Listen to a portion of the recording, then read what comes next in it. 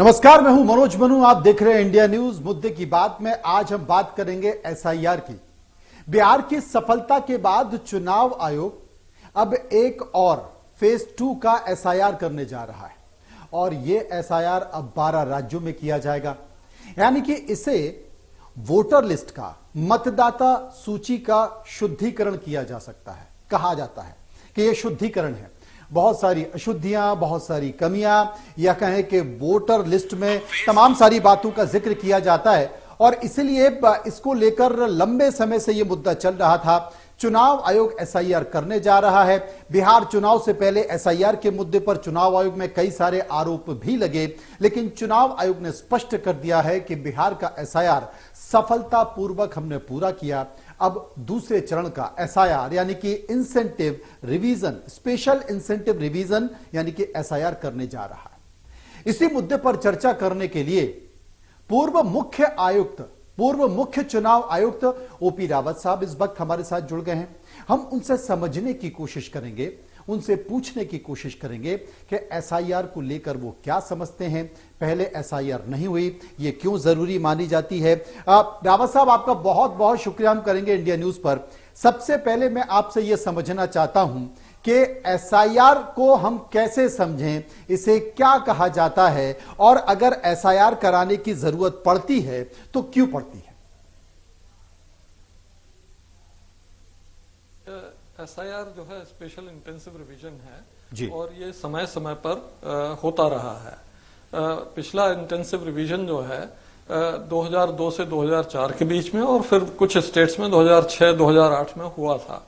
उसके बाद चूंकि लगातार जो है डिजिटल इलेक्टोरल रोल हो गई और उसमें एडिशन अल्ट्रेशन के लिए समरी रिवीजन पर्याप्त था, तो इलेक्शन कमीशन ने हर इलेक्शन के पहले समरी रिवीजन कराया और 1 जनवरी की तिथि के अनुसार भी समरी रिवीजन कराया और उससे चुनाव होते रहे। अभी इलेक्शन कमीशन ने तय किया बिहार से कि वो एसआईआर कराएंगे, स्पेशल इंटेंसिव रिवीजन। बिहार चुनाव में चूंकि बहुत कम समय था और उस समय वो बर्डन ऑफ प्रूफ वोटर पर डाल दिया गया था और कई चीजें उसमें ऐसी हो गई थी कि जिससे विवाद हुए और पैनिक हुआ और प्रॉब्लम्स भी हुई और सुप्रीम कोर्ट भी लोग गए और अभी भी माननीय सुप्रीम कोर्ट इस मुद्दे को सुन रहा है।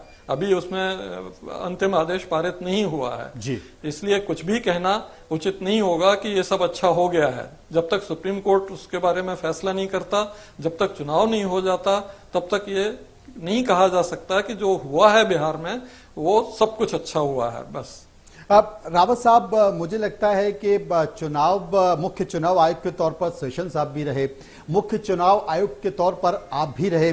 करीब करीब सभी का कार्यकाल बड़ा सराहनीय रहा, चाहे वो सेशन साहब का कार्यकाल रहा हो या आपका कार्यकाल रहा हो, सभी ने सराहना की है। लेकिन अभी हम प्रेस कॉन्फ्रेंस सुन रहे थे एसआईआर के मुद्दे पर, ऐसा संकेत देने की कोशिश की जा रही थी कि अभी तक की जो मतदाता सूची है वो अशुद्ध हैं और अब एसआईआर के बाद जो मतदाता सूची बनने वाली हैं वो शुद्ध सूचियां होंगी। तो क्या वाकई अभी तक की जितनी भी मतदाता सूची थी वो अशुद्ध थी? बिल्कुल गलत है। मतदाता सूची हमेशा शुद्ध होती है। पूरी तरह से इलेक्शन कमीशन आश्वस्त होती है कि जो उसके साधनों के अनुसार शुद्धिकरण हो सकता है वो कर लिया गया है और उसके आधार पर ही सभी चुनाव होते हैं। इसलिए ऐसा कहना कि अभी तक सब अशुद्ध था, यह बिल्कुल गलत है जी। क्योंकि हम सुन रहे थे जो मुख्य चुनाव आयुक्त ज्ञानेश कुमार हैं, वो ये कह रहे थे कि अब साहब मतदाता सूची का शुद्धिकरण किया जाएगा। तो प्राथमिक तौर पर तो यही लग रहा है कि अभी तक मतदाता सूची अशुद्ध हैं और उनको शुद्ध करने का काम चुनाव आयोग ने किया ही नहीं।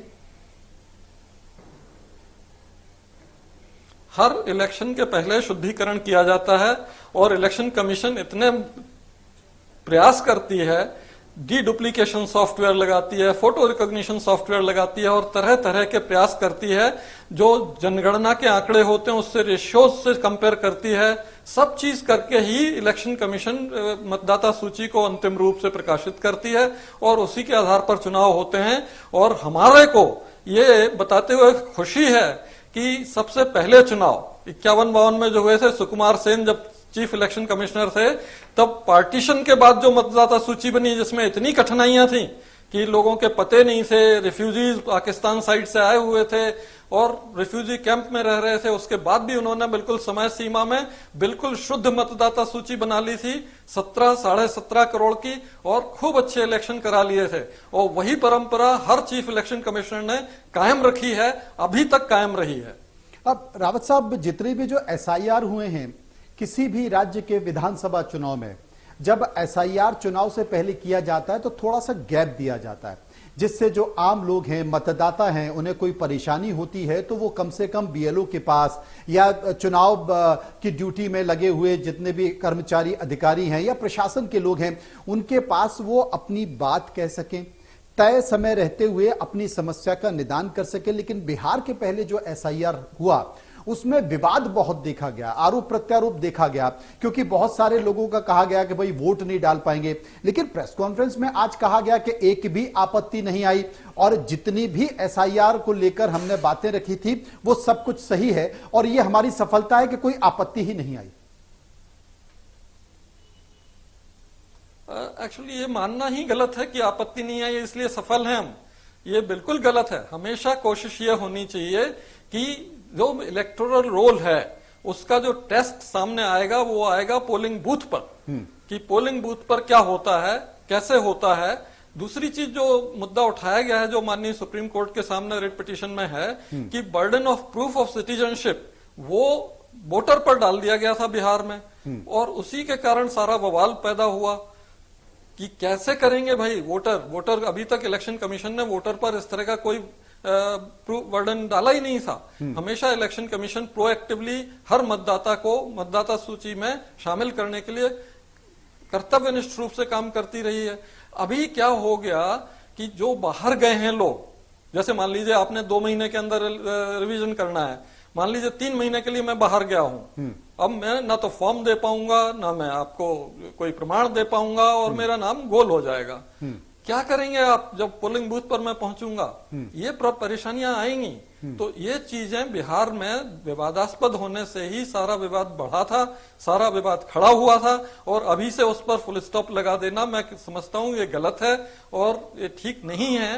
क्योंकि पहले तो सुप्रीम कोर्ट को तय करना है कि उसमें क्या क्या दिक्कतें थी, क्या क्या कमियां थी और वो कैसे दूर की गई हैं सुप्रीम कोर्ट के निर्देश से या वैसे अपने आप। और उसके बाद जो प्रूफ ऑफ द पुडिंग जो है वो तभी है जब आप उसे खाएंगे, मतलब इलेक्शन होगा बिहार में। और दूसरी बात, चूंकि आपने जिस बात का जिक्र किया है, अगर मैं उसे आगे बढ़ाऊं तो हमने देखा है, चाहे वो मुंबई हो, दिल्ली हो या तमाम दूसरे राज्य हो, वहां से जब दीपावली होती है और छठ के पहले बड़ी संख्या में आबादी बिहार पहुंचती है। यही कारण है और इसका परिणाम, इसका जो प्रूफ है, इसका जो सबूत यह है कि कई राज्यों से तो रेल विभाग को अलग से ट्रेनें लगानी पड़ती हैं, ट्रेनों की घोषणाएं करनी पड़ती है कि भाई स्पेशल ट्रेन हमने अलग से लगाई हैं, ये डब्बे हमने अलग से लगाई है, कि एक बिहार की जो बड़ी आबादी है जो पलायन कर दूसरे राज्यों में चली गई है वो अपने घर पहुंचती है। और दीपावली और छठ के इर्द गिर्द मतदान होता है। तो आपने जिस बात का जिक्र किया कि ऐसे तमाम लोग जो महीनों या सालों बाहर रहते हैं और दीपावली, छठ और मतदान के समय आते हैं, उनके लिए तो मुझे लगता है कि भारी परेशानी का सामना होगा, क्योंकि वो तो उसी समय पहुंचते हैं अपनी नौकरी छोड़कर, अपना व्यवसाय छोड़कर, अपनी दुकान बंद कर जब चुनाव होता है, छठ होता है, तो ऐसे में उनके मतदान में एक बड़ी परेशानी आने वाली है। उसमें देखिए हमें अंतर करना होगा जी। जो स्थायी रूप से माइग्रेट कर गए हैं, कहीं दूसरी जगह रहने लगे हैं, भले ही वो अपना त्योहार मनाने अपने घर फिर से आए, लेकिन वो एलिजिबल नहीं होंगे क्योंकि वो स्थायी रूप से माइग्रेट कर गए हैं। क्योंकि वोटर होने के लिए जरूरी है कि जिस स्थान पर आप वोट कर रहे हैं वहां आप ऑर्डिनरीली 6 महीने से निवास कर रहे हो। अगर आप 6 महीने से निवास नहीं कर रहे हैं तो आप ऑर्डिनरी रेजिडेंट नहीं हैं और आप वहां वोट डालने के हकदार नहीं हैं। लेकिन वो लोग जो 2 महीने, 1 महीने, 1.5 महीने, 3 महीने के लिए बाहर जा रहे हैं, वो जाते हैं। ऐसे जैसे ड्राइवर हैं, ट्रक ड्राइवर, अब 2-2 महीने के लिए ड्राइविंग पे निकल जाते हैं। अगर मान लीजिए 2 महीने में एसआईआर वाला फॉर्म आ गया और वो सब प्रॉब्लम हो गई, उन्हें नहीं मालूम, जब वो लौट के आएंगे अपने उस काम से, और वो तो चूंकि ऑर्डिनरी रेजिडेंट भी हैं, वहां के निवासी भी हैं, वो तो वोट डालने का हक रखते हैं। ऐसे लोगों का नाम कटा होगा तो वो क्या करेंगे? वो बवाल होगा, वो विवाद होगा। रावत साहब, ये जो बिहार के बाद अब ये कहा जा रहा है कि 12 राज्यों में एसआईआर होने वाला है, ये जो 12 राज्यों में एसआईआर होने वाला है और चलते बिहार चुनाव में इस बात की घोषणा भी की गई है, तो क्या ये फेस सेविंग करने की कोशिश है या वाकई जो मतदाता सूची का शुद्धिकरण है उस दिशा में चुनाव आयोग का एक कदम है? एक्चुअली देखिए, ये कानूनन जरूरी है कि हर इलेक्शन के पहले मतदाता सूची का पुनरीक्षण रिवीजन किया जाए, स्पेशल समरी रिवीजन या इंटेंसिव रिवीजन। क्योंकि 10, 12, 15 साल 20 साल से नहीं हुआ था, तो इंटेंसिव रिवीजन करना भी डिस्क्रिशनरी है इलेक्शन कमीशन का, और उन्होंने किया है तो अच्छा ही किया है। इसमें कहीं कोई गुंजाइश नहीं है कोई आलोचना करने की। सिर्फ यह है टाइमिंग, जैसे बिहार में टाइमिंग इतना ठीक नहीं था, इतना कम समय था कि उसमें जो चीजें आप उनसे चाह रहे थे, जो चीजें आप उनसे मांग रहे थे, और लगभग 3 करोड़ वोटर के ऊपर आपने डाल दिया था कि वो लाएंगे अपना सिटीजनशिप का प्रमाण। इससे पूरा विवाद हुआ। और जो खबर आज आपके चैनल पर मैंने देखी है, उसमें शायद इलेक्शन कमीशन ने ये कहा है कि केवल संदिग्ध वोटरों को ही प्रमाण देना होगा, बाकी किसी को नहीं देना होगा।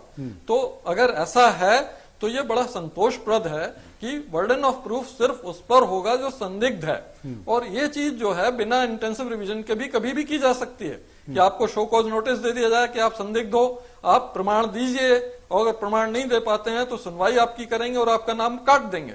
उसके लिए इंटेंसिव रिवीजन जरूरी नहीं था, लेकिन चूंकि इंटेंसिव रिवीजन किया जा रहा है तो ये भी अच्छा है, स्वागत किया जाना चाहिए। बस ये है कि जो चीजें जिस तरह से की जाती रही हैं, जिससे कि इलेक्शन कमीशन अपना बर्डन वोटर पर ना डाले, तो उसमें कोई दिक्कत नहीं होनी चाहिए। छोटे छोटे राज्यों में जब भी चुनाव होते हैं, तमाम जो ऑब्जर्वर हैं उनको अपॉइंट किया जाता है, तो राजनीतिक पार्टियां आरोप लगाती रहती हैं, लेकिन बड़े स्तर पर, बड़े लेवल पर पहली बार इलेक्शन कमीशन में आरोप लगे हैं। जैसे बिहार में तमाम जो विपक्षी पार्टियां उन्होंने आरोप लगाया। अब चूंकि 12 राज्यों में यह एसआईआर होने जा रहा है, आरोप तमिलनाडु की तरफ से भी आ रहे हैं, विरोध के स्वर पश्चिम बंगाल की तरफ से भी आ रहे हैं, और एक संकेत देने की कोशिश की जा रही है कि जो विदेशी लोग हैं वो इस मतदाता सूची में आ गए हैं, और इस मतदाता सूची में आकर हम उनको फिल्टर करेंगे, हम उनको देखने की कोशिश करेंगे। 2003 के पहले जितने भी लोग हैं उन्हें कोई सबूत देने की जरूरत नहीं है, अगर 2003 के पहले वो मतदाता सूची में तो कोई फर्क नहीं पड़ता है। लेकिन ये जो विदेशी की बात की गई है, तो क्या पश्चिम बंगाल या दूसरे राज्यों से जो विरोध के स्वर आ रहे हैं, उनकी जो शंका है वो क्या कहती है? देखिए, उनकी शंका जो है सामान्य प्रक्रियाओं पर है। इलेक्शन कमीशन ने जो विदेशी लोगों का नाम लिया है, अगर तो वो कोई लिस्ट ऐसी जारी नहीं हुई कि बिहार में कितने विदेशी लोगों को हटाया गया है, कहीं नहीं है। सिर्फ ऐसे हैं कि जो परमानेंटली माइग्रेटेड हैं या मृत हैं या अपने यहां से चले गए हैं, उन्हीं लोगों के नाम काटे गए हैं। तो इसमें अगर इस चीज को फिर से कहा जाता है कि विदेशियों को मात्र अलग करने के लिए ये हो रहा है, तो मुझे लगता है ये तो ठीक नहीं है। ऐसा हो नहीं रहा है, और सिर्फ संदिग्ध वोटरों के लिए आप कर रहे हो तो बिल्कुल ठीक है। तो अब इन चीजों में जो विरोधाभास है उसे हमें समझना चाहिए कि ये विरोधाभास ना रहे, आम जनता में विश्वास पूरी तरह से बना रहे, और वो इस प्रक्रिया में पूरी तरह से हिस्सेदारी कर सकें। जो लोग बेचारे अस्थायी रूप से अपने जॉब्स के कारण, अपने ट्रैवल प्लान्स के कारण बाहर हैं, उनको भी मौका मिल जाए कि जिससे वो अपना वेरिफिकेशन करा सकें और अपना वोट सुरक्षित रख सकें। क्योंकि इलेक्शन कमीशन का प्रयास 1950 से अभी तक यही रहा है कि कोई भी वोटर छूटने ना पाए। अगर वोटर यहाँ है और आ सकता है वोट डालने और एलिजिबल है हर तरह से, जैसा कि इलेक्शन कमीशन ने शायद प्रेस कॉन्फ्रेंस में कहा भी है, उसका नाम वोटर लिस्ट में होना ही चाहिए। ये गारंटी इलेक्शन कमीशन को लेना होती है, और वो अगर गारंटी लेते हैं तो नथिंग लाइक इट। अब कभी कभी चुनाव के समय या राजनीतिक दल इलेक्शन कमीशन पे पर्टिकुलर सीट को लेकर, पर्टिकुलर चुनाव को लेकर आरोप लगाते रहते हैं, लेकिन एक बड़े तौर पर रावत साहब, इलेक्शन कमीशन पर आरोप लगा है। चुनाव आयोग जो कि एक साख की संस्था है, एक भरोसे की संस्था है, और इस लोकतंत्र में कहा जाता है कि भारत एक बड़ा देश है जहां पर लोकतांत्रिक तरीके से चुनाव होते हैं, उसमें इस तरीके से चुनाव आयोग पर आरोप लगाना, मुख्य चुनाव आयुक्त के ऊपर आरोप लगाना, तमाम तरह के लोगों के आरोप आपने सुना होंगे। और ये आरोप लगाया जा रहा है कि साहब मुख्य चुनाव आयुक्त एक पार्टी विशेष के एजेंट के तौर पर काम कर रहे हैं। इन आरोपों को और चुनाव आयोग की साख को लेकर आप क्या कहेंगे, क्योंकि आप खुद चुनाव आयोग के महत्वपूर्ण पद पर रह चुके हैं, मुख्य चुनाव आयुक्त रह चुके हैं। देखिए, जो एसआईआर बिहार के संदर्भ में आलोचना हुई उसमें प्राइमा फेसाई ऐसा लगा था कि कुछ गलतियां हुई हैं और इलेक्शन कमीशन ने भी उन गलतियों को मान के सुधारा भी। उन्होंने देखिए 6 जुलाई को जो विज्ञापन निकलवाया कि ये एन्यूमरेशन फॉर्म जो है आप दस्तखत करके जमा कर सकते हैं, कोई डॉक्यूमेंट की जरूरत नहीं होगी। तो ये अपने को स्वागत करना चाहिए कि इलेक्शन कमीशन ने भी अपनी गलती मान के उसको सुधारा। तो अगर कहीं किसी के मन में शंका है, संदेह है, उसको तुरंत इलेक्शन कमीशन की जिम्मेदारी बनती है कि वो शंका और संदेह का निवारण करे, जो भी जांच आवश्यक हो जांच करे और उसका परिणाम पब्लिक डोमेन में तुरंत डाल दे, ताकि हमारे वोटर, हमारे स्टेक होल्डर्स, पॉलिटिकल पार्टीज, किसी के मन में किसी भी तरह की शंका ना रहे। वही इलेक्शन कमीशन का हमेशा से कन्वेंशन रहा है और उसी वजह से इलेक्शन कमीशन की साख इतने वर्षों से अच्छी बनी हुई है। बाकी आपने सही कहा, और हमेशा से सभी लोग छोटे मोटे आरोपों को छोड़ दिया जाए तो स्वागत करते रहते हैं, और तमाम राज्यों में बहुत बेहतर तरीके से चुनाव भी हुए, सफलतापूर्वक इतनी बड़ी आबादी के चुनाव हुए।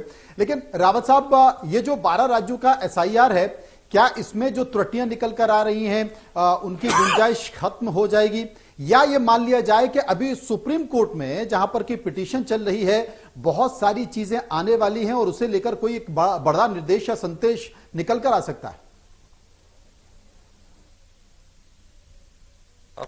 माननीय सर्वोच्च न्यायालय में क्या होगा इसको मैं प्रेडिक्ट तो नहीं कर सकता जी।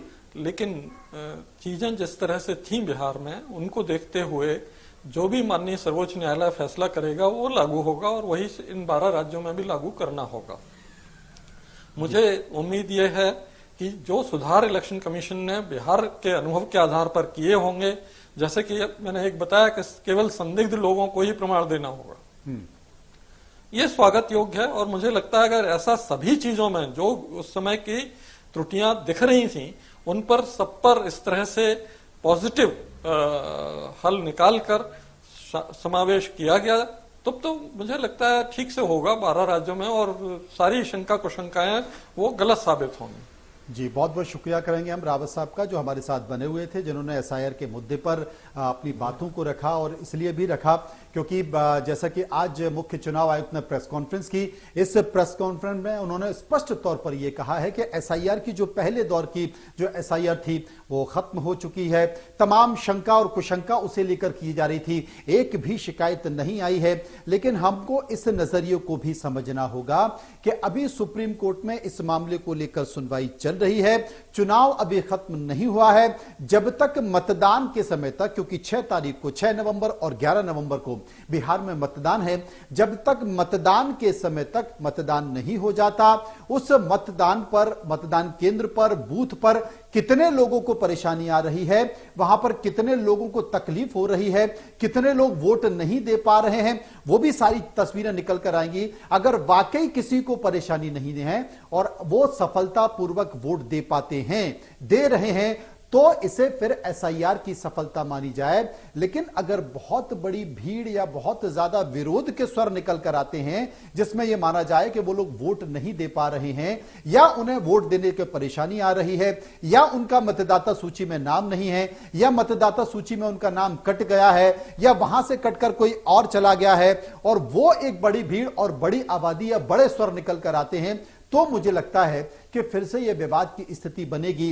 अभी यह कहना कि एसआईआर बहुत सफलतापूर्वक खत्म हो गया है, पहले चरण का एसआईआर सफलतापूर्वक खत्म हो गया, यह कहना अभी जल्दबाजी होगी। हमें इसे, जो बिहार का मतदान है जो कि 6 तारीख को और 11 नवंबर को होने जा रहा है, उस मतदान के समय तक इंतजार करना चाहिए, बूथ स्तर तक इंतजार करना चाहिए। और मतदान में अगर वाकई वोट देने वाले लोगों को या मतदान करने वाले लोगों को परेशानी नहीं होती है। जो गलत लोग हैं, जो बाहर कर दिए गए हैं, जो सही लोग अंदर हैं। लेकिन अगर गलत लोग हैं जिनको मतदान नहीं करना चाहिए या वाकई वो गलत तरीके से मतदान कर रहे हैं, ये आबादी अगर बहुत ज्यादा होती है, इनकी संख्या बहुत ज्यादा होती है, तो निश्चित तौर पर फिर एक विवाद की स्थिति बनेगी और चुनाव आयोग पर फिर से आरोप लगेंगे। हालांकि इस पूरे मामले पर सुप्रीम कोर्ट को बहुत कुछ कहना है, बहुत सारी बातों का जिक्र एसआईआर को लेकर किया गया है। लेकिन बिहार के मतदान के पहले, सुप्रीम कोर्ट के फैसले के पहले 12 राज्यों में एसआईआर कराना एक बड़ा संकेत दिया जा रहा है। लेकिन एक संकेत यह भी है कि मतदाता सूची का शुद्धिकरण अब होगा और इस एसआईआर के बाद मतदाता सूची शुद्ध हो जाएंगी। तो क्या पहले की मतदाता सूचियां अशुद्ध थी? यह भी एक बड़ा सवाल है, जिसमें कि चुनाव आयोग में रहने वाले कई लोग बोल चुके हैं कि यह पूरी तरह से गलत है। पहले की भी मतदाता सूचियां पूरी तरह से शुद्ध थी, क्योंकि उनमें हमेशा सुधार होते रहे हैं।